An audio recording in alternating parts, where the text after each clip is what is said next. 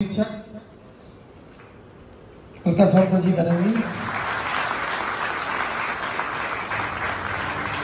इसी कड़ी में हमारे बीच सिद्धू छावड़ा जी हैं, उनका स्वागत श्री ए के खरे साहब करेंगे।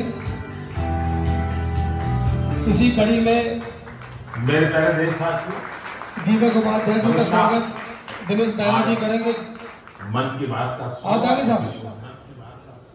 और आप सबकी राकेश जी का स्वागत हमारे कल्याण अधिकारी अभिषेक दानी जी करेंगे। मैंने कोशिश की कि ज्यादा से ज्यादा चीजों को पढ़ पाऊं, देख पाऊं, संदेशों को जरा।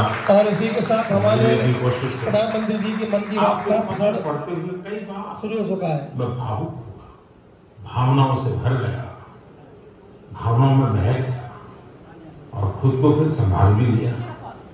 आपने मुझे मन की बात के 100वें एपिसोड पर बधाई दी है, लेकिन मैं सच्चे दिल से कहता हूं, दरअसल बधाई के पात्र तो आप सभी मन की बात के श्रोता हैं, हमारे देशवासी हैं। मन की बात कोटि कोटि भारतीयों के मन की बात है, उनकी भावनाओं का प्रकटीकरण है।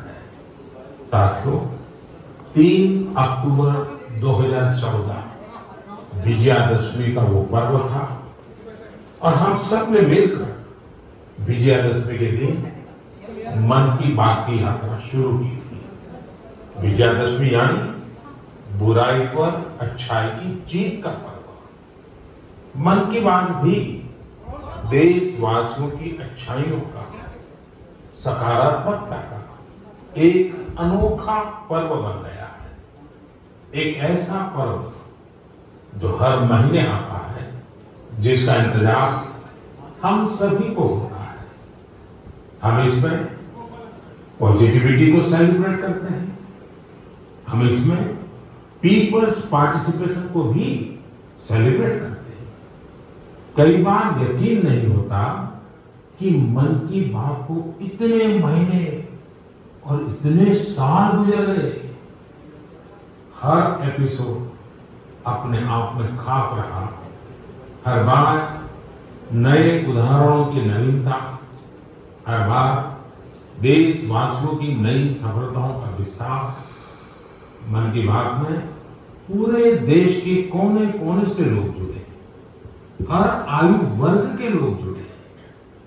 बेटी बचाओ बेटी पढ़ाओ की बात हो, स्वच्छ भारत आंदोलन हो, खादी के प्रति प्रेम हो, या प्रकृति की बात, आजादी का अमृत महोत्सव हो, या फिर अमृत सरोवर की बात। मन की बात जिस विषय से जुड़ा वो जन आंदोलन बन गया और आप लोगों ने बना दिया। जब मैंने तत्कालीन अमेरिकी राष्ट्रपति बराक ओबामा के साथ साझा मन की बात की थी, तो इसकी चर्चा पूरे विश्व में हुई थी।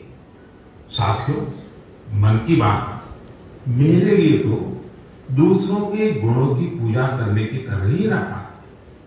मेरे एक मार्गदर्शक थे, श्री लक्ष्मणराव जी इनामदार। हम उनको वकील साहब कहा करते थे। वो हमेशा कहते थे कि हमें दूसरों के गुणों की पूजा करनी चाहिए। सामने कोई भी हो, आपके साथ का हो, आपका विरोधी हो, हमें उसके अच्छे गुणों को जानने का, उनसे सीखने का प्रयास करना चाहिए। उनकी इस बात ने मुझे हमेशा प्रेरणा दी है। मन की बात दूसरों के गुणों से सीखने का बहुत बड़ा माध्यम बन गई है। मेरे प्यारे देशवासियों, इस कार्यक्रम ने मुझे कभी भी आपसे दूर नहीं होने दिया। मुझे याद है, जब मैं गुजरात का मुख्यमंत्री था, तो वहां सामान्य जन से मिलना जुलना स्वाभाविक रूप से हो ही जाता था। मुख्यमंत्री का कामकाज और कार्यकाल ऐसा ही होता है, मिलने जुलने के अवसर बहुत मिलते रहते हैं। लेकिन 2014 में दिल्ली आने के बाद मैंने पाया कि यहां का जीवन तो बहुत ही अलग है।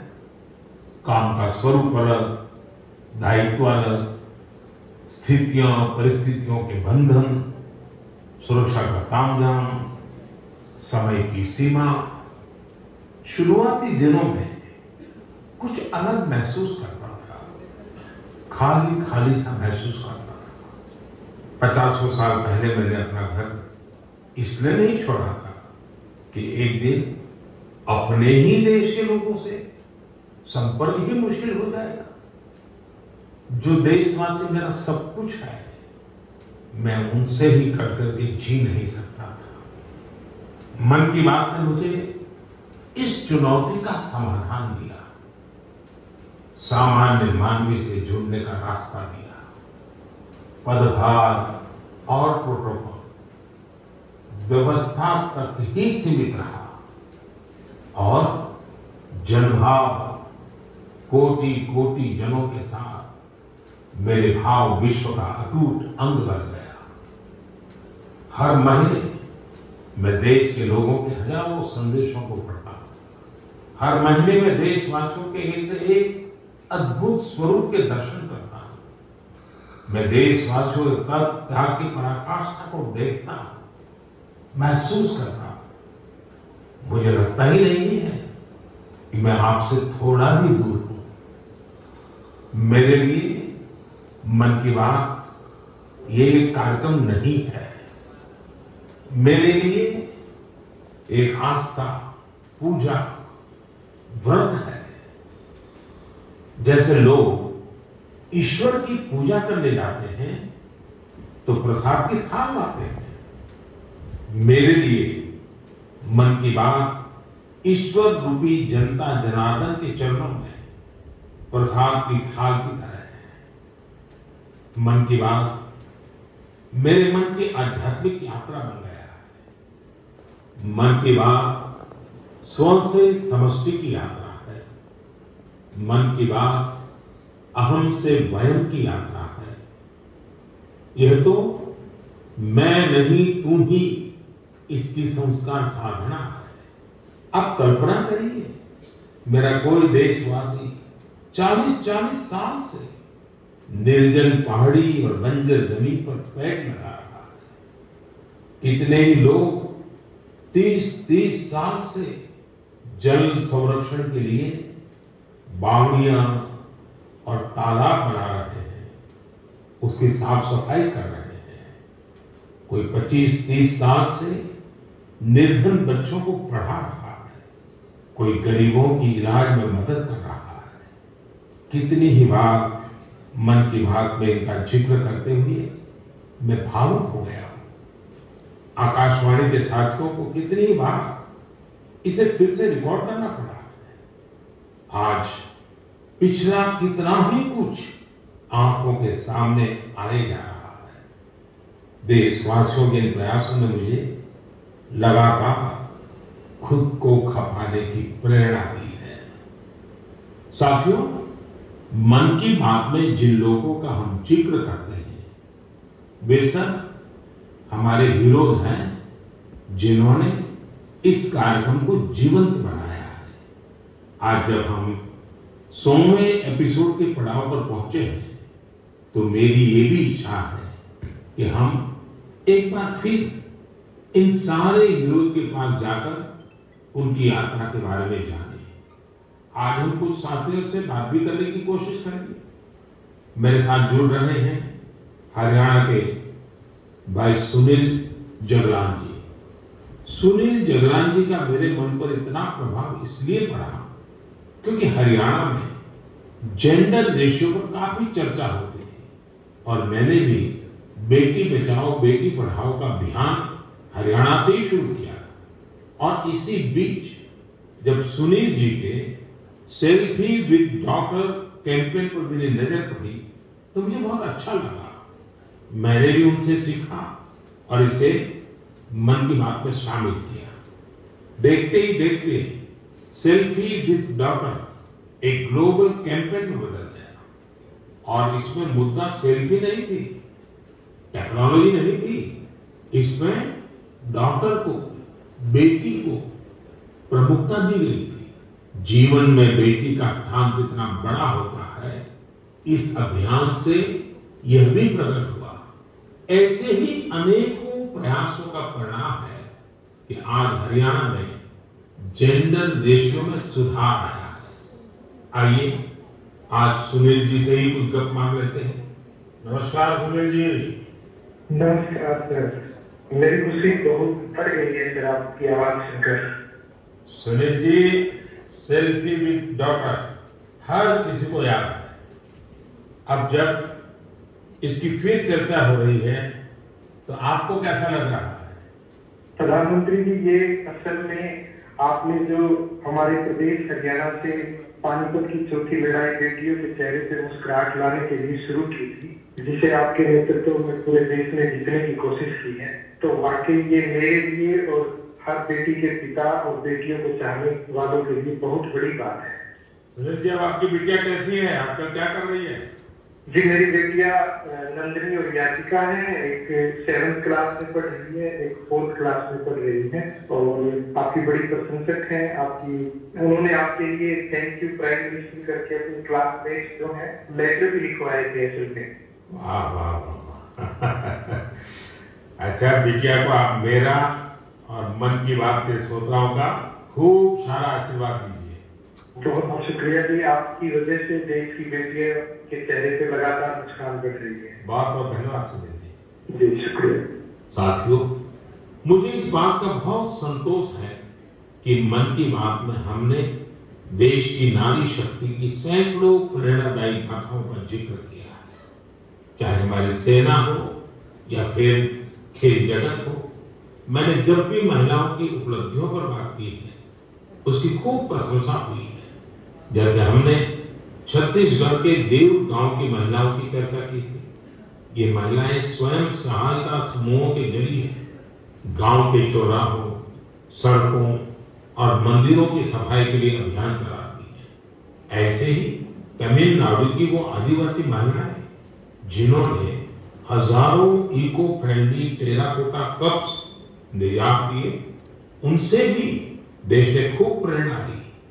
तमिलनाडु में ही 20,000 महिलाओं ने साथ आकर वेल्लोर में नाग नदी को पुनर्जीवित किया था। ऐसे कितने ही अभियानों को हमारी नारी शक्ति ने नेतृत्व दिया है और मन की बात उनके प्रयासों को सामने लाने का मंच बना है। साथियों, अब हमारे साथ फोन लाइन पर एक और सज्जन मौजूद है। इनका नाम है मंजूर अहमद। मन की बात में जम्मू कश्मीर की पेंसिल स्लेट्स के बारे में बताते हुए मंजूर अहमद जी का जिक्र हुआ था। मंजूर जी, कैसे हैं आप? थैंक यू सर, बड़े अच्छे से है सर। मन की बात के 100वें एपिसोड में आपसे बात करके मुझे बहुत अच्छा लग रहा है। Thank you sir. अच्छा, ये पेंसिल स्लेट्स वाला काम कैसा चल रहा है? बहुत अच्छे से सब है सर, बहुत अच्छे से। जब से सर आपने हमारी बात मन की बात में कही सर, तब से बहुत काम बढ़ गया सर और दूसरों को भी रोजगार यहाँ बहुत बड़ा है इस काम में। कितने लोगों को रोजगार मिलता होगा? अभी मेरे पास 200 प्लस है। अरे वाह, मुझे बहुत खुशी हुई। जी सर, जी सर। अभी 1-2 महीने में अभी मैं इसको एक्सपांड कर रहा हूँ और 200 लोगों को रोजगार बढ़ जाएगा। वाह वाह वाह। देखिए मंजूर जी, जी सर, मुझे बराबर याद है और उस दिन आपने मुझे कहा था कि ये एक ऐसा काम है जिसकी न कोई पहचान है, न स्वयं की पहचान है और आपको बड़ी पीड़ा भी थी और इस वजह से आपको काफी बड़ी मुश्किलें होती थी, वो भी आप कह रहे थे। लेकिन अब तो पहचान भी बन गई और 200 से ज्यादा लोगों को रोजगार दे रहे हैं। जी सर, जी सर। और नया एक्सपांशन करके और 200 लोगों को रोजगार दे रहे हैं। ये तो बहुत खुशी की खबर दी आपने। एवं सर, यहाँ पे जो फार्मर है सर, उनका भी बहुत बड़ा इसमें फायदा मिला सर। तब से 2000 का फ्री बेचते थे, अभी वही फ्री 5000 तक पहुंच गया सर। इतनी डिमांड बढ़ गई है सर इसमें तब से और अपनी पहचान भी बन गई। इसमें बहुत से आड़ रहे अपने पास सर। अभी मैं आगे 1-2 महीने और एक्सपेंड करके और 200-250 2-4 गाँव में जितने भी लड़के लड़की हैं इसमें एडजस्ट हो सकता है, उनका भी रोजी रोटी चल सकता है। देखिए मंजूर जी, वोकल फॉर लोकल की ताकत कितनी जबरदस्त है, आपने धरती पर उतार के दिखा दिया है। जी सर, जी सर। मेरी तरफ से आपको और गांव के सभी किसानों को और आपके साथ काम कर रहे सभी साथियों को भी मेरी तरफ से बहुत बहुत शुभकामनाएं। धन्यवाद भैया। साथियों, हमारे देश में ऐसे कितने ही प्रतिभाशाली लोग हैं जो अपनी मेहनत के बलबूते ही सफलता के शिखर तक पहुंचे हैं। मुझे याद है विशाखापट्टनम के वेंकट मुरली प्रसाद जी ने एक आत्मनिर्भर भारत चार्ट शेयर किया था। उन्होंने बताया था कि वो कैसे ज्यादा से ज्यादा भारतीय प्रोडक्ट्स ही इस्तेमाल करेंगे। जब बेतिया के प्रमोद जी ने एलईडी बल्ब बनाने की छोटी यूनिट लगाई या गढ़ मुक्तेश्वर के संतोष जी ने मैट्स बनाने का काम किया, मन की बात ही उनके उत्पादों को सबके सामने लाने का माध्यम बना। हमने मेक इन इंडिया के अनेक उदाहरणों से लेकर स्पेस स्टार्टअप तक की चर्चा मन की बात में की है। साथियों, आपको याद होगा कुछ एपिसोड पहले मैंने मणिपुर की बहन विजय शांति देवी जी का भी जिक्र किया था। विजय शांति जी कमल के रेशों से कपड़े बनाती हैं। मन की बात में उनके इस अनोखे इको फ्रेंडली आइडिया की बात हुई तो उनका काम और पॉपुलर हो गया। आज विजय शांति जी फोन पर हमारे साथ हैं। नमस्ते Vijay Shanti ji, how are you? Sir, I'm fine. And how is your work going on? Sir, I'm still working along with my 30 women. In such a short period, you have reached 30% team. Yes, sir. This year also more expand with 100 women in my area. So your target is 100 women. Yeah, 100 women. And now people are familiar with this lotus stem fiber. Yes, sir. Everyone know from Man Ki Baat program all over India. So now it's very popular. Yes, sir. From Prime Minister Man Ki Baat program, everyone knows about the lotus fiber. So now you got the market also. Yes, sir. I have got a market from USA also. They want to buy in bulk in large quantities. But I want to give from this year to send the US also. So now you are exporter. Yes, sir. From this year, I export our products made in India, not China. So when I say vocal for local, and now local for global. Yes, sir. I want to reach my products all over the globe of our world. So congratulations and wish you best luck. Thank you, sir. Thank you. Thank you, Vijaya Shanti. Thank you, sir. साथियों, मन की बात की एक और विशेषता रही है। मन की बात के जरिए कितने ही जन आंदोलन ने जन्म भी लिया है और गति भी पकड़ी है। जैसे हमारे खिलौने, हमारी टॉय इंडस्ट्री को फिर से स्थापित करने का मिशन मन की बात से ही तो शुरू हुआ था। भारतीय नस्ल के श्वान, हमारे देशी डॉग्स, उसको लेकर जागरूकता बढ़ाने की शुरुआत भी तो मन की बात से ही की थी। हमने एक और मुहिम शुरू की थी कि हम गरीब छोटे दुकानदारों से मोलभाव नहीं करेंगे, झगड़ा नहीं करेंगे। जब हर घर तिरंगा मुहिम शुरू हुई तब भी मन की बात ने देशवासियों को इस संकल्प से जोड़ने में खूब भूमिका निभाई। ऐसे हर उदाहरण समाज में बदलाव का कारण बने। समाज को प्रेरित करने का ऐसे ही बिड़ा प्रदीप सांगवान जी ने भी उठा रखा है। मन की बात में हमने प्रदीप सांगवान जी की हीलिंग हिमालय अभियान की चर्चा की थी। वो फोन लाइन पर हमारे साथ हैं। प्रदीप जी नमस्कार। सर जय हिंद। जय हिंद, जय हिंद भैया। कैसे हैं आप? सर बहुत बढ़िया, आपकी आवाज सुनते हो गए। आपने हिमालय को हील करने को सोची। हाँ जी सर। अभियान भी चला है। आजकल आपका कैंपेन कैसे चल रहा है? सर बहुत अच्छा चल रहा है। 2020 से ऐसा मानिए कि जितना काम 5 साल में करते थे तब वो 1 साल में ही हो जाता है। अरे वाह। हाँ जी सर। शुरुआत बहुत नर्वस हुई थी, बहुत डर था इस बात को लेकर कि जिंदगी में ये कर पाएंगे नहीं कर पाएंगे, पर थोड़ा सपोर्ट मिला और 2020 तक हम बहुत स्ट्रगल भी कर रहे थे ऑनेस्टली। लोग बहुत कम जुड़ रहे थे, बहुत सारे ऐसे लोग थे जो कि सपोर्ट नहीं कर पा रहे थे, हमारी मुहिम को इतना तवज्जो भी नहीं दे रहे थे। बट 2020 के बाद जब मन की बात में जिक्र हुआ, उसके बाद बहुत सारी चीजें बदल गई। मतलब पहले हम साल में 6-7 क्लीनिंग ड्राइव कर पाते थे, 10 क्लीनिंग ड्राइव कर पाते थे। आज की डेट में हम डेली बेसिस पे 5 टन कचरा इकट्ठा करते हैं, अलग अलग लोकेशन से। अरे वाह। मन की बात में जिक्र होने के बाद आप सर बिलीव करें मेरी बात को कि मैं ऑलमोस्ट गिव अप करने की स्टेज पे था टाइम पे, और उसके बाद फिर बहुत सारा बदलाव आया मेरे जीवन में, और चीजें इतनी स्पीड अप हो गई कि जो चीजें हमने सोची नहीं। सो आई एम रियली थैंकफुल कि पता नहीं कैसे हमारे जैसे लोग आप ढूंढ लेते हैं, कौन इतनी दूर दराज एरिया में काम करता है, हिमालय के क्षेत्र में जाके बैठ के हम काम करें, सॉल्टिट्यूड पे काम करें, वहां पे हमने ढूंढा, हमारे काम को दुनिया के सामने लेके आए। तो मेरे लिए बहुत इमोशनल मोमेंट था तब भी और आज भी कि मैं हमारे देश के जो प्रथम सेवक उनसे मैं बातचीत कर पा रहा हूँ। मेरे लिए इससे बड़ी सौभाग्य की बात नहीं हो सकती। प्रदीप जी, आपको हिमालय के चोटियों पर सच्चे अर्थ में साधना कर रहे हैं, और मुझे पक्का विश्वास है अब आपका नाम सुनते ही लोगों को याद आ जाता है कि आप कैसे पहाड़ों की स्वच्छता अभियान में जुड़े हैं। हाँ जी सर।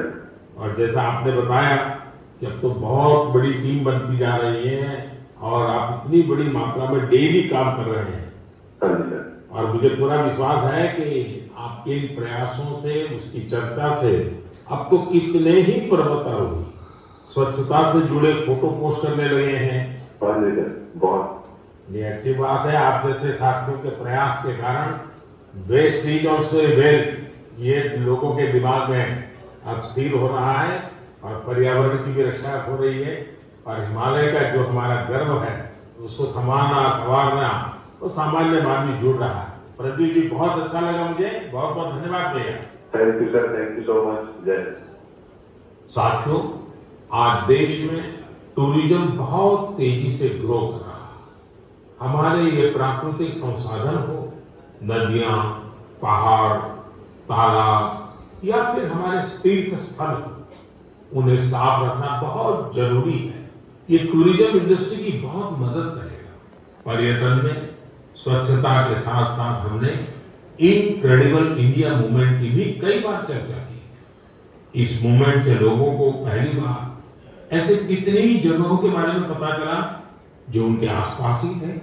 मैं हमेशा ही कहता हूं कि हमें विदेशों में टूरिज्म पर जाने से पहले हमारे देश के कम से कम 15 टूरिस्ट डेस्टिनेशन पर जरूर जाना चाहिए, और यह डेस्टिनेशन जिस राज्य में आप रहते हैं वहां के नहीं होने चाहिए, आपके राज्य से बाहर किसी अन्य राज्य के होने चाहिए। ऐसे ही हमने स्वच्छ सियाचिन, सिंगल यूज प्लास्टिक और ई वेस्ट जैसे गंभीर विषयों पर भी लगातार बात की है। आज पूरी दुनिया पर्यावरण के जिस इशू को लेकर इतना परेशान है, उसके समाधान में मन की बात का ये प्रयास बहुत अहम है। साथियों, मन की बात को लेकर मुझे इस बार एक और खास संदेश यूनेस्को की डीजी ऑड्रे ऑजुले का आया है। उन्होंने सभी देशवासियों को 100 एपिसोड की इस शानदार जर्नी के लिए शुभकामनाएं दी। साथ ही उन्होंने कुछ सवाल भी पूछे हैं। आइए पहले यूनेस्को की डीजी के मन की बात सुनते हैं। Namaste, Excellency, dear Prime Minister. On behalf of UNESCO, I thank you for this opportunity to be part of the 100th episode of the Man Ki Baat radio broadcast. UNESCO and India have a long common history. We have very strong partnerships together in all areas of our mandate: education, science, culture, and information. And I would like to take this opportunity today to talk about the importance of education.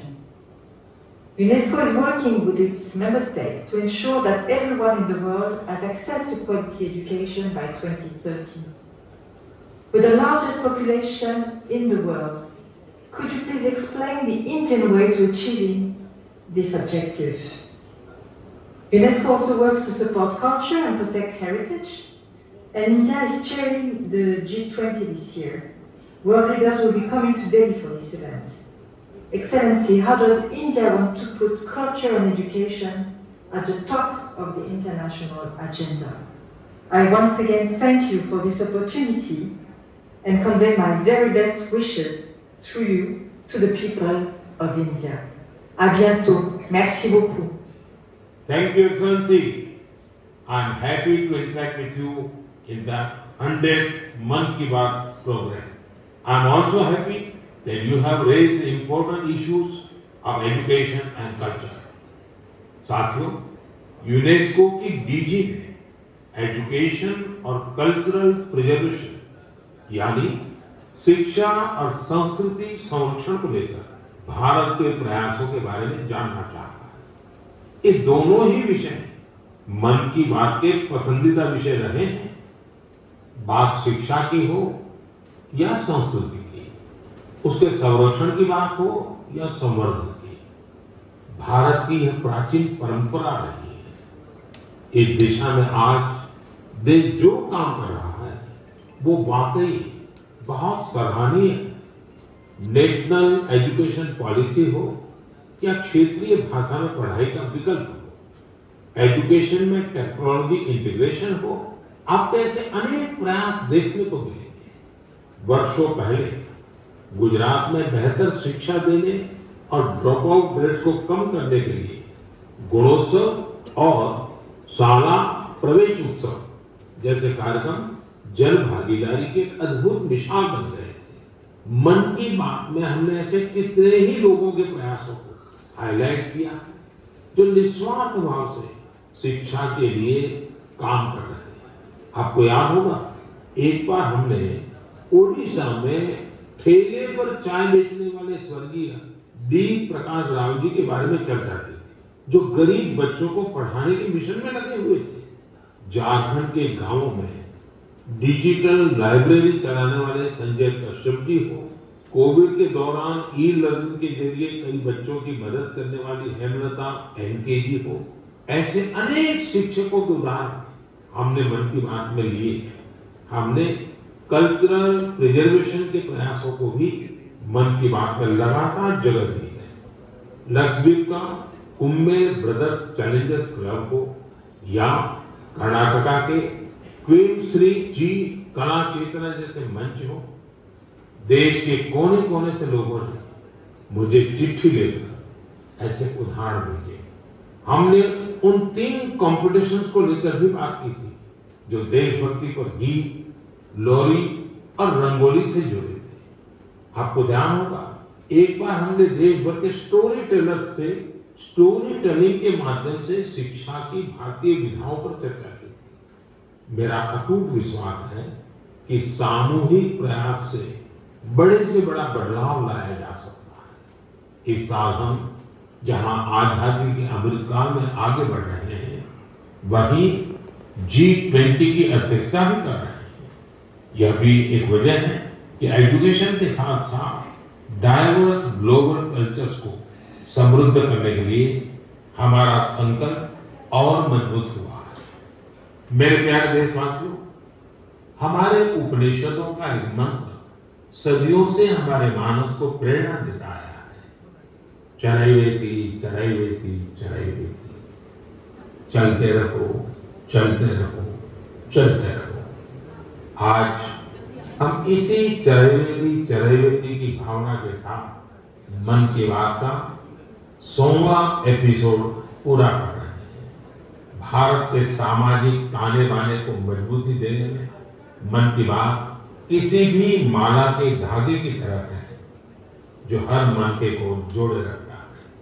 Her episode में देशवासियों के सेवा और सामर्थ्य ने दूसरों को प्रेरणा दी है। इस कार्यक्रम में हर देशवासी दूसरे देशवासी की प्रेरणा बनता है। एक तरह से मन की बात का हर एपिसोड अगले एपिसोड के लिए जमीन तैयार करता है। मन की बात हमेशा सद्भावना, सेवा भावना और कर्तव्य भावना से ही आगे बढ़ा है। आजादी के अमृत काल में यही पॉजिटिविटी देश को आगे ले जाएगी, नई ऊंचाई पर ले जाएगी।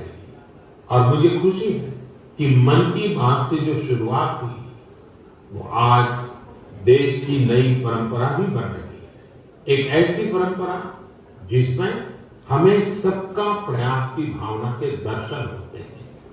साथियों, मैं आज आकाशवाणी के साथियों को भी धन्यवाद दूंगा जो बहुत धैर्य के साथ इस पूरे कार्यक्रम को रिकॉर्ड करते हैं। वो ट्रांसलेटर्स जो बहुत ही कम समय में बहुत तेजी के साथ मन की बात का विभिन्न क्षेत्रीय भाषाओं में अनुवाद करते हैं, मैं उनका भी आभारी हूं। मैं दूरदर्शन के और माय गॉव के साथियों को भी धन्यवाद देता हूं। देश भर के टीवी चैनल्स, इलेक्ट्रॉनिक मीडिया के लोग जो मन की बात को बिना कॉमर्शियल ब्रेक के दिखाते हैं, उन सभी का मैं आभार व्यक्त कर रहा हूं। और आखिरी में मैं उनका भी आभार व्यक्त करूंगा जो मन की बात की कमान संभाले हुए हैं। भारत के लोग, भारत में आस्था रखने वाले, ये सब कुछ आपकी प्रेरणा और ताकत से ही संभव हो पाया है। साथियों, वैसे तो मेरे मन में आज इतना कुछ कहने को है कि समय और शब्द दोनों कम पड़ रहे हैं, लेकिन मुझे विश्वास है कि आप सब मेरे भावों को समझेंगे, मेरी भावनाओं को समझेंगे। आपके परिवार के ही सदस्य के रूप में मन की बात के सहारे आपके बीच में रहा हूं, आपके बीच में रहूंगा। अगले महीने हम एक बार फिर मिलेंगे, फिर से नए विषयों और नई जानकारियों के साथ देशवासियों की सफलताओं को सेलिब्रेट करेंगे। तब तक के लिए मुझे विदा दीजिए और अपना और अपनों का खूब ख्याल रखिए। बहुत बहुत धन्यवाद। नमस्कार।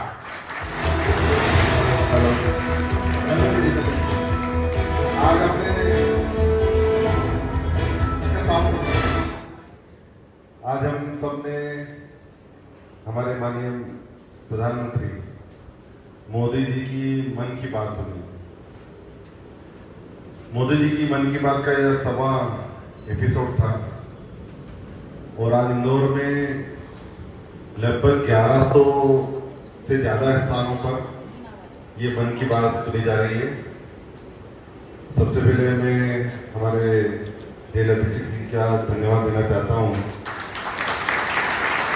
और उनकी पूरी टीम का कि उन्होंने हमारे जो कैदी भाई बहन हैं सबके लिए मन की बात सुनने का एक अवसर दिया। उनके साथ उनकी पूरी टीम, हमारे सीटू छाबड़ा जी, डॉक्टर द्विवेदी जी, दीपक जी, सभी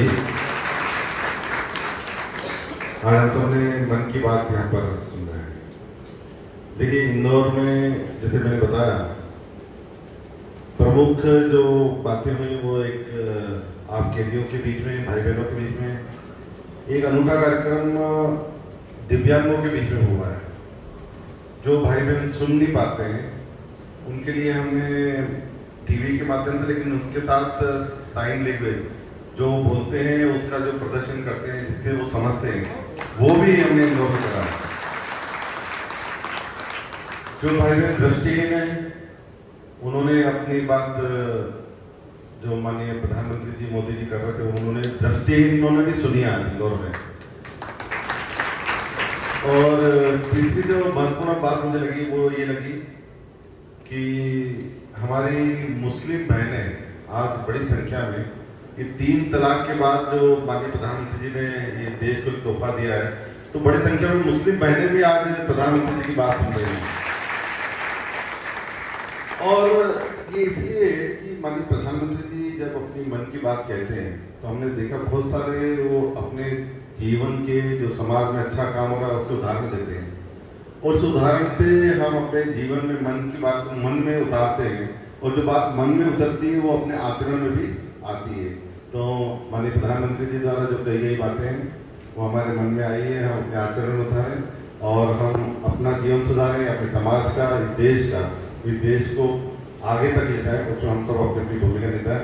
मैं फिर से जेल की पूरे अधीक्षक और उनकी टीम का आभार व्यक्त करता हूँ कि आज जेल में हमारे कैदियों ने भी मन की बात पहली बार सुनी, वो भी सभा। बहुत बहुत धन्यवाद।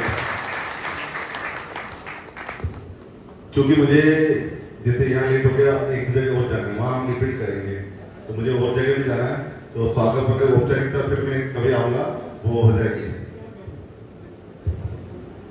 आज हमारे बीच लोकप्रिय सांसद श्री शंकरलाल जी लालवान जी का स्वागत अधीक्षक मंडल द्वारा किया जा रहा है। और इस बात का हर्ष है कि अपना अमूल्य समय एक 10वें कार्यक्रम का समय निकाल कर आए। जयललिता सर उनका आभारी है और साहब से निवेदन है कि भविष्य में भी इस प्रकार के कार्यक्रम मन की बात की होते रहेंगे।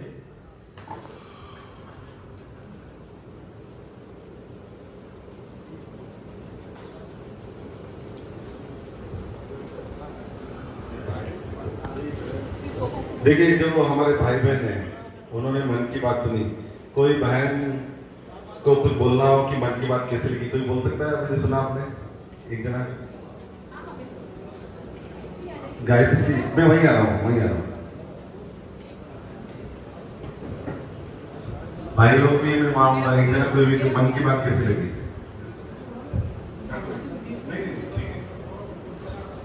आपने मन की बात सुनी मोदी जी की, और अभी हम सेंट्रल जेल में हैं, आप एक कैदी के रूप में, लेकिन आपको मन की बात सुनने के बाद कैसा लगा? मन की बात धन्यवाद आपको और मैडम को कि मन की बात सुनने का हम लोगों को मौका मिला पहली बार, और बहुत ही अच्छा लगा देश के प्रधानमंत्री से मन की बातें सुनकर और देश में क्या क्या हो रहा है वो सब देखकर बहुत ही अच्छा लगा और इसको हम आत्मसात करना चाहिए। देखिए, बहुत अच्छी बात कही कि हम इसको आत्मसात भी करेंगे। अब भाई लोगों में से एक ना कोई आएगा जिनको मन की बात सुनने के बाद जिनके मन में भाव आए। अच्छा, लिखिए आपने, आइए। देखिए, इन्होंने तो जी आवाज आ रही, इधर पीछे इधर आप वहीं से कर लो, कोने से कर लो। आपका स्वागत है, अभिवादन और सभी बंदी भाइयों की ओर से। आपका शुभ नाम? पूनमचंद बन्नालाल मालवी। पूनमचंद बन्नालाल, आप कब से कैदी हैं? मैं 4 साल हो गए, 5 साल। तो आप कैदी के रूप में आज माननीय प्रधानमंत्री जी की मन की बात आपने सुनी। जी सर। कैसा लगा आपको? क्या मैं भाव? उनके मन की बात 2014 से सुनते चले आ रहा हूँ। पेपर 2014 जब से शुरू हुआ पहला। अच्छा। और पेपर भी पढ़ता हूँ, काफी प्रभावित उनसे। हमारे बंदी भाई भी बहुत कुछ चाहते हैं मामले में कि जैसे मोदी जी के मन की बात हम ध्यान से सुनते हैं, वो भी बंदी भाइयों के मन की बात ध्यानपूर्वक सुनते। बिल्कुल, आप जो पत्र बना के देना, हम आपकी बात जरूर बताएंगे। आपके पास में डायरी और पेन भी है, ये क्या के लिए? सर, जेल में जितने भी कार्यक्रम होते हैं 2019 से सबकी मैं डायरी बनाकर संक्षिप्त हूँ। अच्छा, ये मन की बात जो भी सुनते हैं वो लिखते हैं? वो भी लिखता हूँ, और यहाँ अन्य कार्यक्रम होते हैं वो भी लिखता हूँ। देखो कितना अच्छा है, यहाँ कैदी हमारे मन की बात को लिख भी रहे हैं और आपका बहन ने जैसा बताया कि हम आत्मसात भी कर रहे हैं। चलिए, बहुत हम लोग उनके बताए हुए शिक्षा पर चल रहे हैं, बहुत अच्छा, दूसरों को चलने के लिए प्रेरित कर रहे हैं। बहुत आपका जीवन मंगलमय हो, ये कामना है। Thank you. ठीक है, और मतलब नहीं बोलेंगे? चलिए, आप सबका बहुत बहुत धन्यवाद, मैडम का भी धन्यवाद। वो तो शॉर्ट अलग से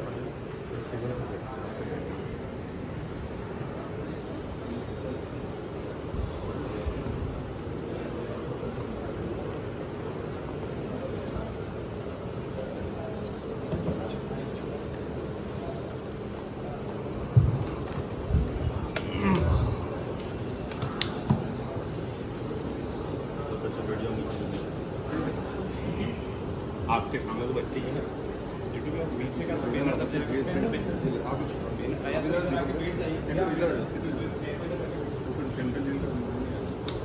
नहीं वो यूं भी बहुत हाइट ऊपर है।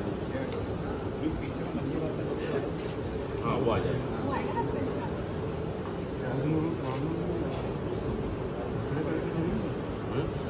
नहीं, जोर से बोल देगा तो चलो मैं जोर से। भैया, आज सेंट्रल जेल पे पहली बार मन की बात का 100वां एपिसोड का कार्यक्रम रखा था, आप भी शामिल हुए, किस तरह से आपने देखा?